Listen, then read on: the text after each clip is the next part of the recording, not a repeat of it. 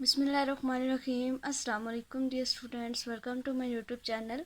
आज हम स्टार्ट करेंगे MT 601 के फाइनल टर्म की प्रिपरेशन। आई होप सो के आपके मिड टर्म के पेपर सबके बहुत अच्छे हुए होंगे एंड इंशाल्लाह सबका रिज़ल्ट भी बहुत अच्छा आएगा। तो आज हमारा जो लेक्चर है वो लेक्चर नंबर 23 है, जो कि हमारा जहाँ से फाइनल टर्म हमारा स्टार्ट होता है। तो विदाउट टाइम वेस्ट किए हम स्टार्ट करते हैं कि आज के लेक्चर में हमने पढ़ना क्या है। बेसिकली हैंडआउट्स पे भी सेम यही चीज़ें हैं, जस्ट वहाँ पे कुछ अजीब से आपको टेबल्स बना के दिए गए हैं जिनसे समझाने का कोई फ़ायदा नहीं है, उससे आपको सही से समझ नहीं आएगी।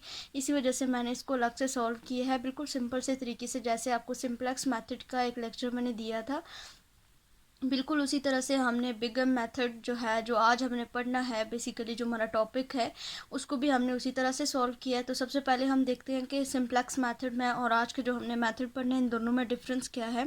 जो टॉपिक का नाम है वो हमारे पास है आर्टिफिशियल वेरिएबल टेक्निक। बेसिकली दो तरह की है, एक हमारे पास बिगम मेथड है और दूसरा हमारे पास टू फेज मेथड है। कुछ ऐसी कंडीशंस हैं जिनमें हम सिंप्लेक्स मेथड को यूज़ करते हैं, जो कि हम ऑलरेडी पिछले अपने लेक्चर में पढ़ चुके हैं। थोड़ा सा डिफरेंस आज फिर आपको समझा दूंगी, थोड़ा सा कंसेप्ट अगेन से।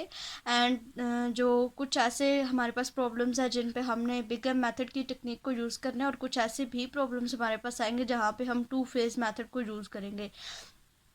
तो आज के जो हमारा लेक्चर है उसमें हम सबसे पहले देखते हैं कि हम जो है वो बिगम मेथड क्यों यूज़ करेंगे और क्या कंडीशन है जिसकी वजह से हम बिगम मेथड यूज़ करेंगे instead of simplex method.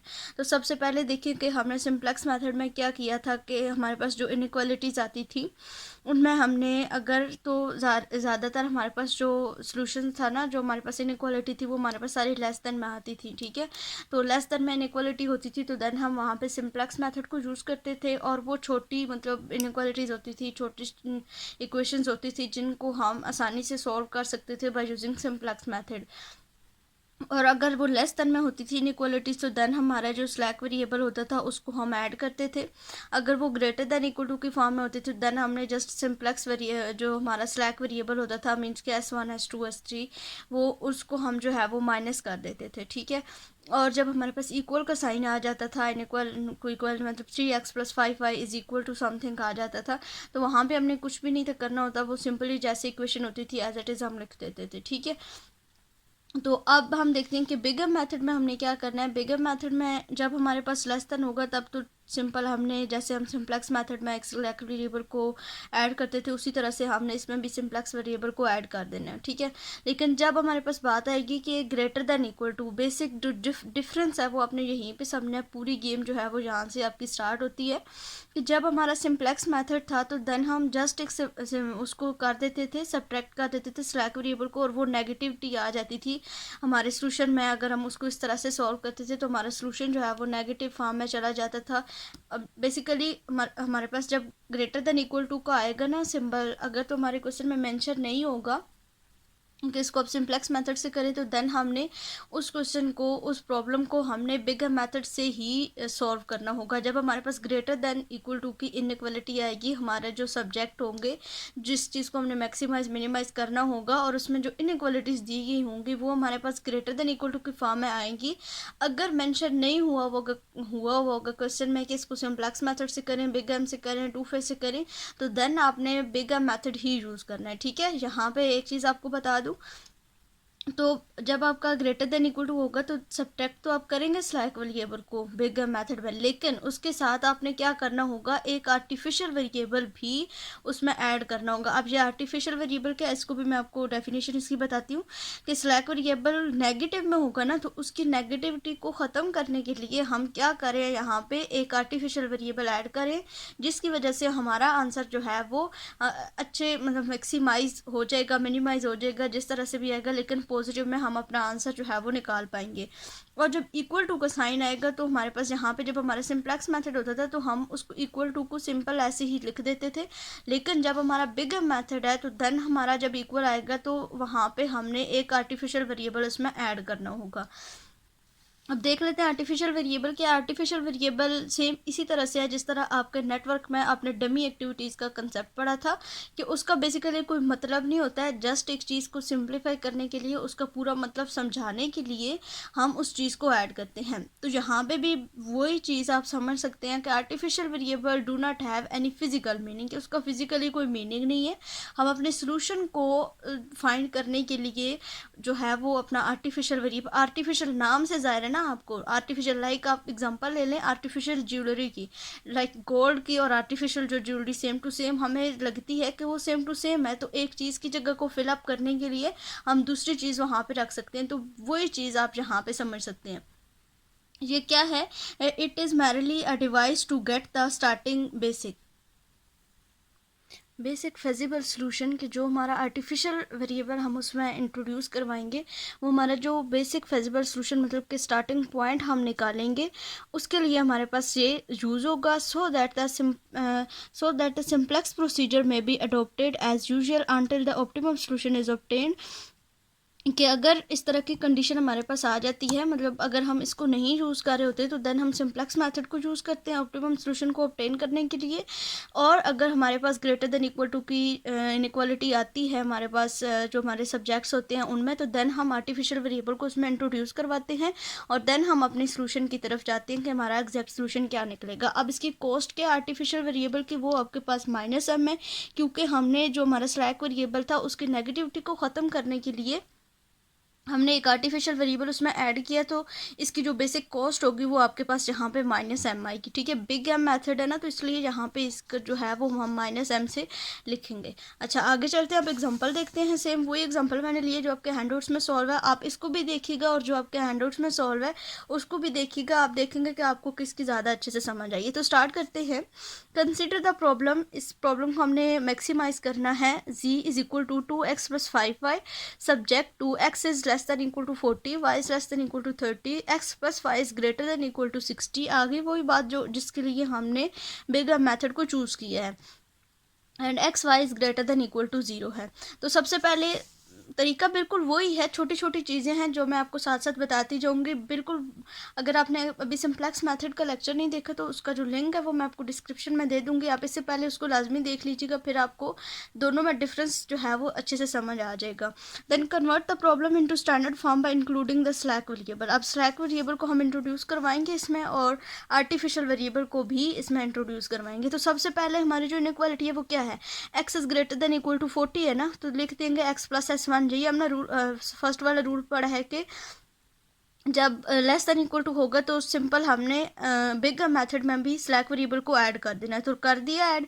Then y is less than equal to 30, y + s2 equal to 30, then x + y is greater than equal to 60। जब बिग मेथड यूज़ कर रहे हैं तो रूल याद कीजिए, x + y minus slack variable and plus artificial variable. ठीक है, and equal to आपका क्या आ जाएगा, अब 60 क्या आ जाएगा। उसके बाद अब हमारी जो इक्वेशन है, जैसे हमने पीछे सिंप्लेक्स मेथड में किया था, हमारा जो बेसिक फंक्शन दिया हुआ है ये 2x + 5y, इसको हम लिखेंगे और जितने भी हमने स्लैक वेरिएबल और आर्टिफिशियल वेरिएबल हमने इंट्रोड्यूस करवाए हैं वो हम सारे इसमें साथ ऐड कर देंगे।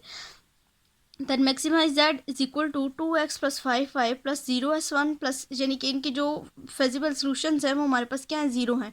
स्लैक वेरिएबल्स हैं उन वो हमने खुद सेलेक्ट किए हैं ना, उसमें ऐड किया है, तो वो हमने 0 रखने हैं सबसे पहले।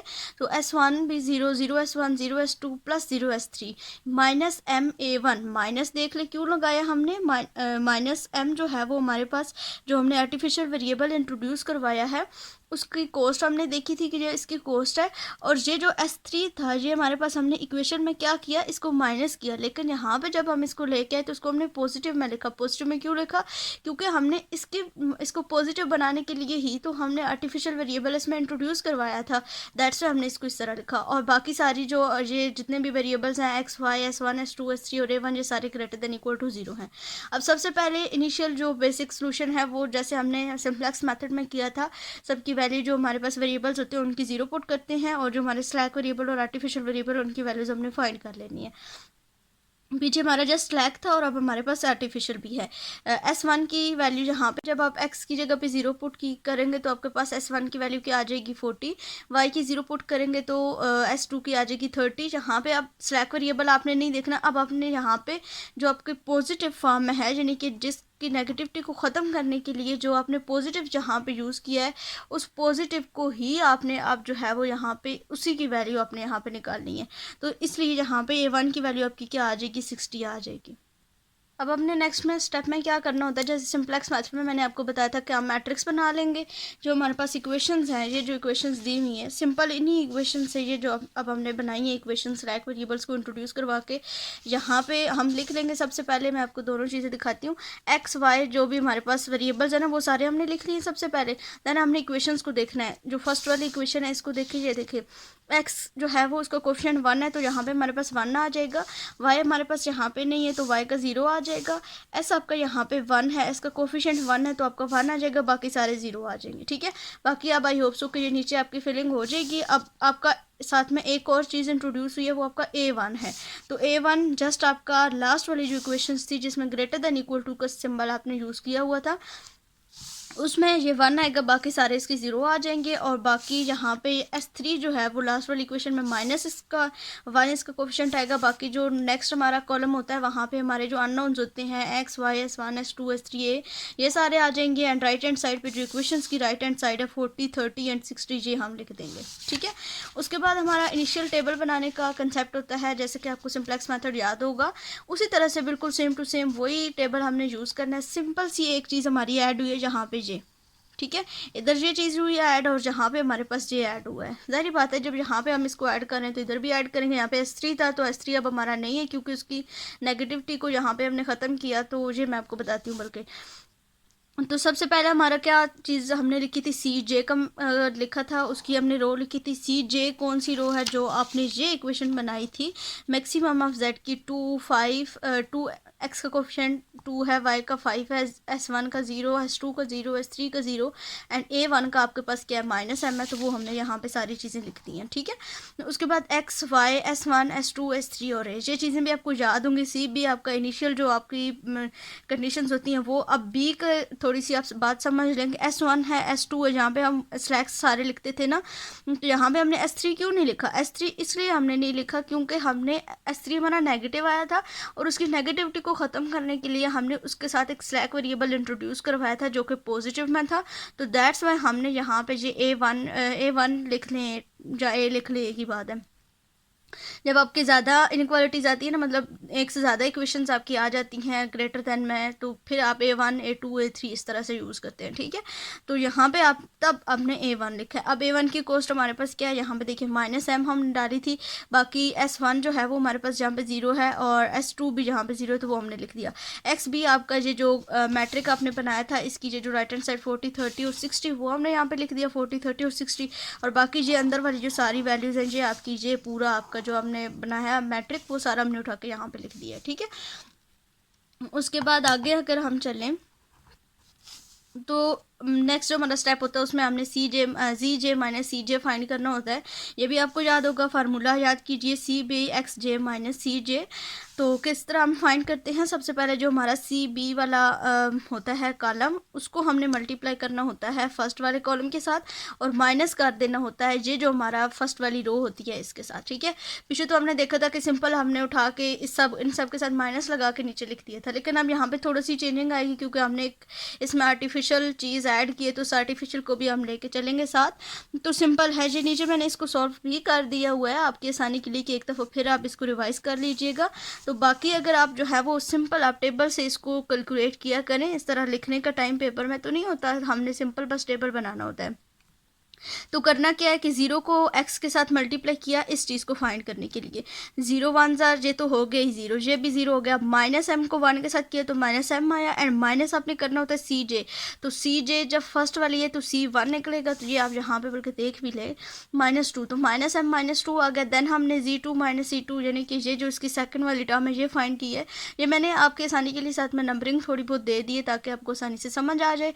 देन यहाँ पे आपका क्या आया -m -5, कैसे -m -5 आया, 0 को 0 ये हो गया, ये भी 0 हो गया। -m को 1 के साथ किया तो -m एंड ऊपर आपका ये क्या था 5 था ना, तो यहाँ ये भी माइनस होगा तो यहाँ पे आपके पास आ जाएगा -m-5। Then Z3 minus C3 किया तो फिर आपने ये वाली 3 वाली यूज़ करनी है और यहाँ पे आपका S1 आ जाएगा। सिंपल।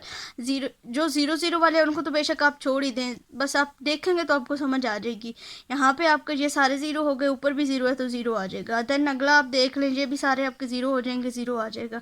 देन यहाँ पे देखिए, यहाँ पे -1 है और यहाँ पे -m है। ठीक है, ये -m है यहाँ पे, और यहाँ पे आपके पास क्या -1 है।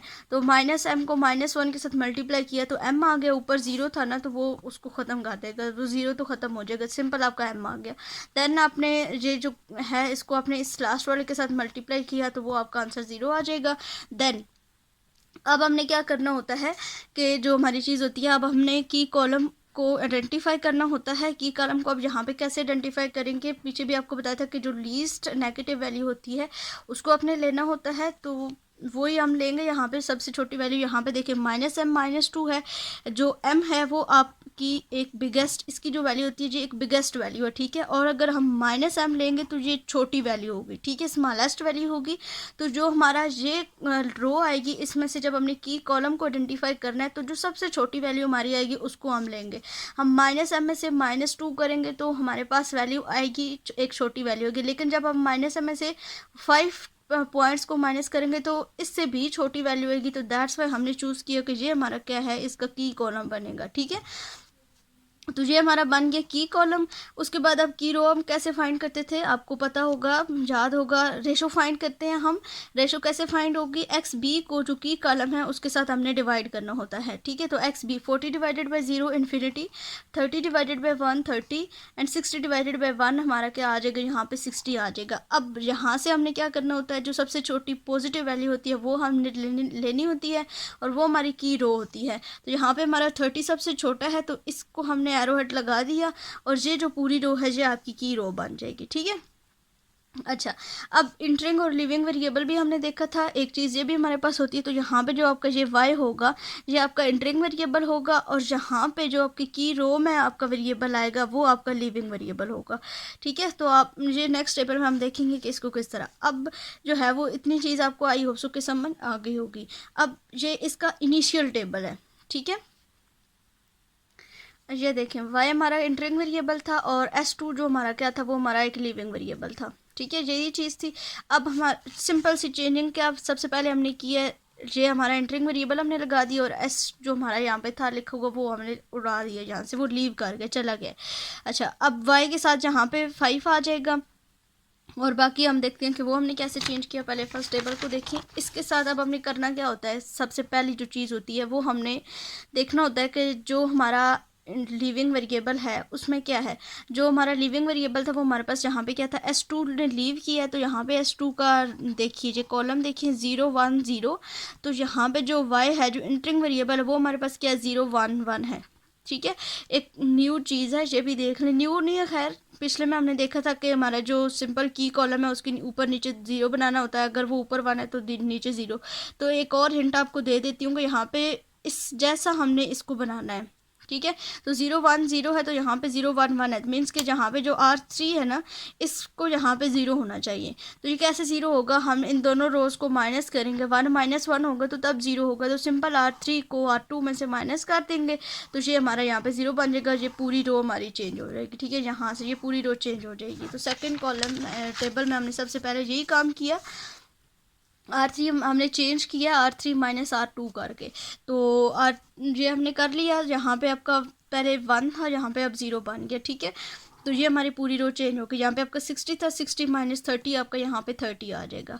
उसके बाद फिर ये चीज़ करने के बाद फिर आपने सिंपली क्या करना होता है, ZJ -CJ फाइंड किया। उसी तरीके से 0 को इसके साथ मल्टीप्लाई किया, फिर इसके साथ किया, इसके साथ, और सब ये सारे ऊपर माइनस करते जाएंगे। और फिर इधर से जो लीस्ट नेगेटिव वैल्यू होगी उसको आपने लेना है। यहाँ पे और कोई नेगेटिव वैल्यू नहीं है, सिंपल एक ही ये वैल्यू है लीस्ट नेगेटिव। तो उसको ले लिया, ठीक है। ये आपका की कॉलम बन गया और इधर से की कॉलम बनाने के बाद जो आपका एक्स बी वाला होगा उसको आपने डिवाइड कर देना की कॉलम के ऊपर। आपकी रेशो आ जाएगी, रेशो में से जो सबसे छोटी वैल्यू होगी पॉजिटिव वैल्यू उसको आपने ले लेना है, वो आपकी की रो बन जाएगी, ठीक है। की रो बनाने के बाद अब ये जो आपका की कॉलम के ऊपर वेरिएबल होगा वो एंटरिंग होगा और की रो के साथ जो आपका होगा वो आपका लीविंग होगा। तो ए लीव कर जाएगा, एक्स एंटर हो जाएगा। जब एक्स एंटर होगा, ये आप देखिए सेकेंड इटरेशन इसकी, एक्स एंटर होगा तो एक्स के ऊपर हमारे पास यहाँ पे क्या था 2 था, तो सिंपल इसका जो वैल्यू है वो भी यहाँ पे 2 आ जाएगा। यहाँ से जो ए था वो हमारा लीव कर गया। उसके बाद सिंपल जो है वो अब आपने क्या करना होगा, क्योंकि एक्स ने लीव किया और ए ने लीव किया और एक्स एंटर हुआ, तो ए का जो कॉलम है वो आप देखें 0 0 1 है। यहाँ पे आपके पास क्या है 1 0 0 है। तो आपने क्या करना है, सिंपली आप इसको ये जो 1 के ऊपर दोनों हैं इनको 0 बनाना है। ये जो आपका 1 है ना इसको अपने 0 बनाना है। तो आपने क्या किया, R1 को चेंज किया, R1 माइनस R3 कर दिया, ठीक है। तो यहाँ पे आपका 0 बन जाएगा। अब बाकी इस पूरी रो को आपने बना लिया, मतलब इसको जब माइनस कर लिया R3 में से, तो यहाँ पे आपका 40 था, 40 माइनस 30 आपका यहाँ पे 10 आ जाएगा, ठीक है। ये साथ ही आपका मैं आपको जो नोट्स भी प्रोवाइड कर दूँगी, ठीक है। लिंक डिस्क्रिप्शन में दूँगी, आप वहाँ से इसको डाउनलोड कर लीजिएगा। बाकी सिंपल जे बनाने के बाद दोबारा से आपने जी जे माइनस सी जे, इसमें से आप जो लीस्ट नेगेटिव वैल्यू थी उसको आपने लिया, जो आपका की कॉलम बन गया। फिर आपने एक्स बी को की कॉलम पे डिवाइड किया, आपकी रेशो आ गई। यहाँ से आपने लीस्ट पॉजिटिव वैल्यू को लिया, वो आपका की रो बन गया। फिर आपने देखा जो आपका लिविंग वेरिएबल एंटरिंग वेरिएबल आपने इंट्रोड्यूस करवाया इसकी। फिर आपने थर्ड इटरेशन बना लीजिए। देखिए हमने अब R3 को हमने चेंज किया R3 प्लस R1 करके, क्योंकि यहाँ पे हमारे पास क्या था -1 था, यहाँ पे अब अपने 0 बनाना था, तो ये इसमें ऐड होगा तो तब हमारे यहाँ पे 0 बनेगा। तो R3 प्लस R1 करेंगे तो यहाँ पे हमारा क्या आ जाएगा 0 आ जाएगा। तो ये थर्ड इटरेशन करने के बाद हमारी हमने जो जी जे माइनस सी जे निकाला है, कोई भी नेगेटिव वैल्यू हमारी नहीं आई है। तो अब हमने रेशो फाइंड करने की भी ज़रूरत नहीं है, तो हम यहाँ पे जो है वो एंड कर देंगे कि हमारा यहाँ पे सोल्यूशन आ गया, it's time to end the problem. तो सब अब हमने सोल्यूशन कैसे मैक्सिमाइज इसको कैसे किया, यहाँ पे देखिए ये जो सोल्यूशन है, ये सोल्यूशन वाली हमारा कॉलम मैट्रिक था ना जो हमने बनाया था कॉलम मैट्रिक, तो y की वैल्यू 30 है, x का जो आंसर आया वो हमारा 40 आया है। तो यहाँ पे हमने लिख लिया, और जो z मैक्सिमस जो हमारा फंक्शन था 2x प्लस 5y था, तो x की जगह पे x की वैल्यू 5 y की जगह पे y की वैल्यू पुट कर दी और इनको ऐड किया, तो आपका जो मैक्सिमस का वैल्यू है वो 230 आ गया। आई होप सो कि आपको इस एग्जाम्पल की अच्छे तरीके से समझ आ गई होगी। अगर कोई भी कन्फ्यूजन हो या सिंगल पॉइंट कोई भी समझ ना आया हो तो आप कमेंट बॉक्स में पूछ सकते हैं, व्हाट्सएप ग्रुप ज्वाइन कर सकते हैं। मिलेंगे अपने अगले लेक्चर में, तब तक के लिए अल्लाह हाफिज़।